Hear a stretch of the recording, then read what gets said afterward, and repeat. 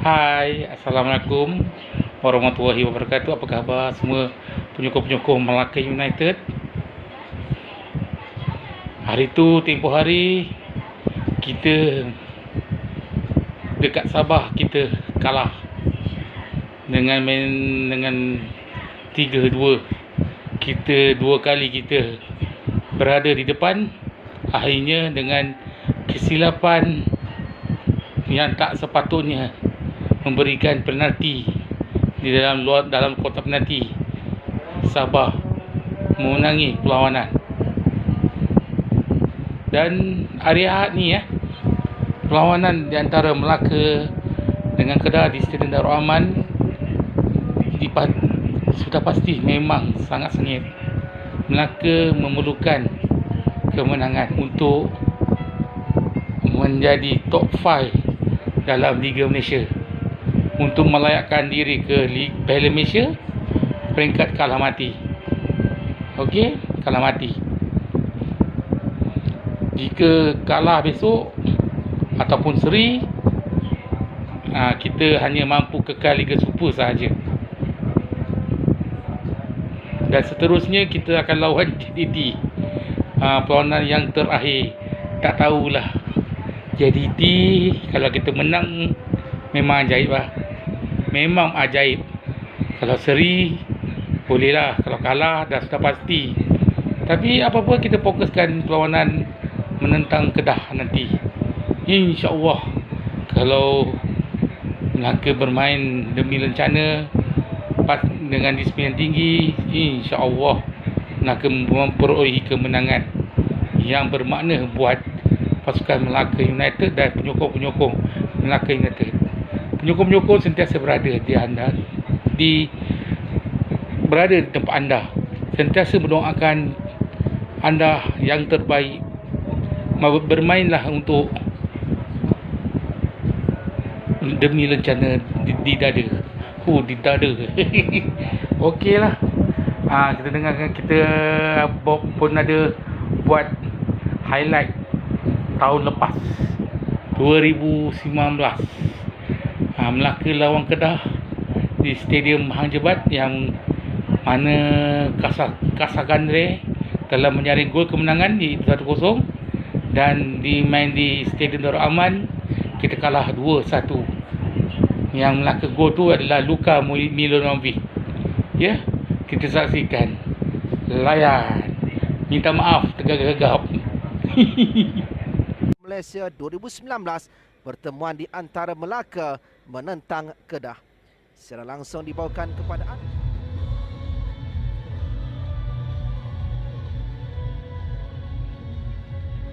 Untuk dua pertemuan musim lalu di Liga Super, kedua-duanya memihak kepada Melaka.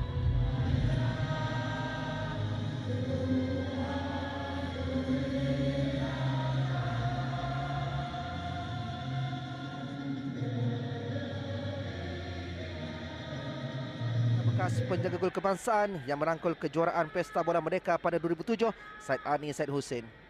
Ya, kesebelasan utama Melaka United, beberapa pertukaran seperti anda kata sebelum ini, Divan Darko memang perlu memainkan peranan yang besar, manakala Casagrande dengan satu gol sahaja. Dengan 3 clean sheet yang dilakukannya kali terakhir ketika Melaka dan Perak terikat tanpa jaringan dalam perlawanan di minggu yang ke-7. Jadi kesebelasan utama disenaraikan oleh Ade Syarin, hanya satu pertukaran. Fazrul Daniel kembali semula untuk bergandingan di bahagian tengah bersama dengan Badrul Bhatia. Ya, pemain muda ini memang mempunyai ability yang baik. Dia menarik perhatian kita. Separuh masa yang pertama dimulakan untuk aksi pelengkap minggu yang ke-10 Liga Super Malaysia 2019, pertemuan di antara Melaka menentang Syafiq Rahim. Dewan Raj ke Papus, hampir-hampir dapat disambar oleh Syukur.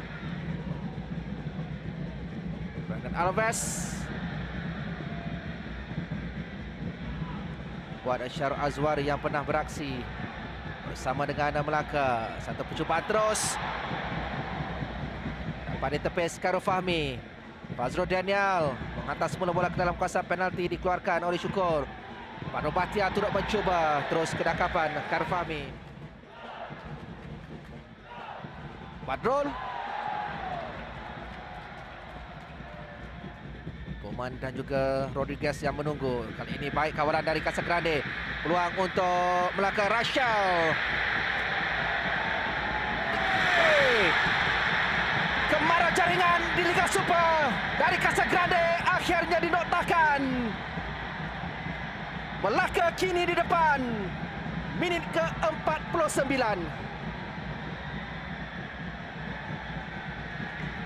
Dan kita boleh lihat reaksi daripada Casagrande. Betapa maknanya gol ini kepadanya untuk meletakkan Melaka 1-0 di hadapan. Mereka bermula garang di separuh masa yang kedua ini dan akhirnya seperti anda kata Izwan, berjaya menamatkan kemarau gol. Dan ini adalah satu sepakan yang begitu menarik daripada Syafiq ke dari Syafiq Rahim sekali lagi dan peluang diselamatkan oleh Ifah Akmal dari Patrick Rashal. Syafiq semula.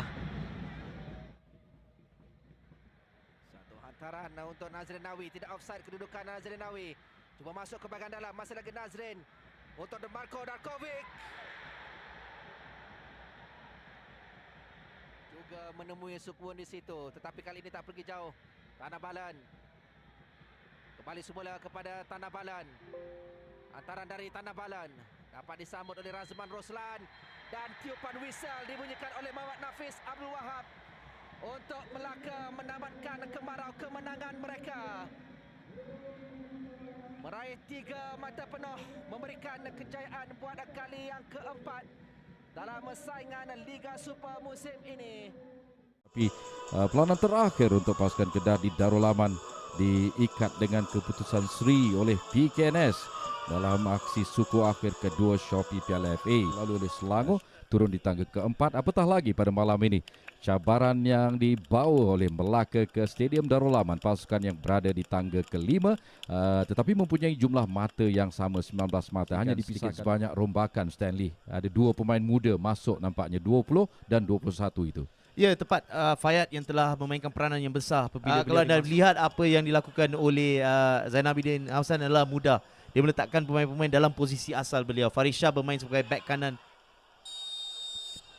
Jonathan Bawan memulakan sepakan mula untuk perlawanan di Stadium Darul Aman pada malam. Rekod Kedah di Darul Aman agak baik kerana 2 pemain ini.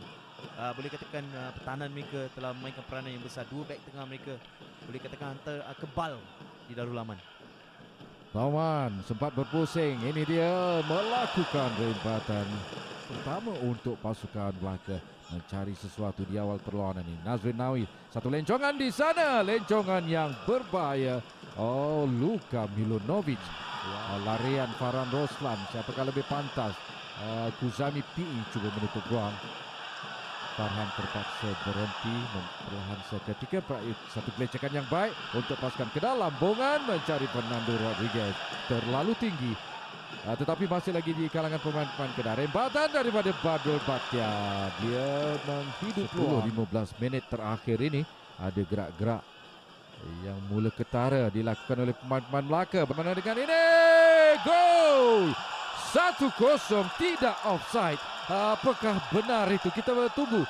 Tetapi sebenarnya gol yang tidak boleh dinafikan. Pasukan pelawat Melaka dengan kejutan di Stadium Darul Aman.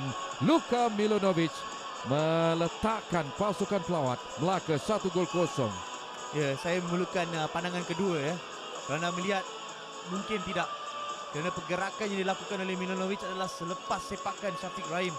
Dan penjaga gawang Rodriguez melepaskan beliau adalah bahaya untuk Melaka. Badrul dengan sepakan itu, ini peluang untuk Kedah. Bauman meneruskan gerakan ini. Begitu juga dengan Farisha. Ini dia Raikel. Milunovic sebentar tadi tetapi dapat dicuri sekarang ini oleh pemain-pemain Kedah. Razman tergelecek kali ini, tidak dapat mengawal sepenuhnya. Nando Rodriguez ataupun Jonathan Baumann. Satu cross yang dilakukan, gol penyamaan menjadi siapa lagi kalau bukan Badrul Bakhtiar. Pada minit ke-60 ini, satu jaringan yang sangat kritikal, sangat penting daripada ketua pasukan Kedah mengubah kedudukan di Stadium Darul Aman. 1-1 sekarang ini menentang Melaka. Ya, kali pertama mereka mendapat ruang di bahagian Razman Roslan. Tapi kualiti Jonathan Baumann di sini agak baik. Kerana ini adalah awareness, vision. Beliau mengukur hantaran beliau. Dan kualiti daripada Badrul Bakhtiar. Bersama Luka Milanovic, ada yang diperkatakan di antara kedua-dua pemain itu, apapun tumpuan masih lagi untuk Kedah. Taran Roslan di depan dengan Razman Roslan. Pelincahan yang digunakan, satu lagi cross, bahaya, gol sendiri. Asakan dari sebelah kanan ini.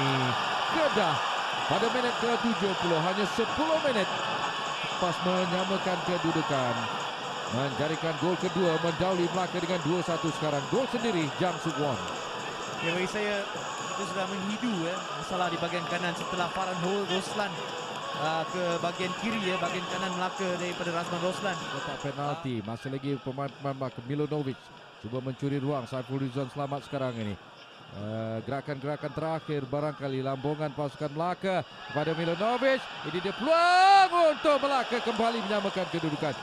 Milanovic ada pusing rendah di sana. Syakir Hamzah ada rempatan di situ. Mujur untuk Kedah berjaya menampan dan berjaya memastikan kemenangan 2-1.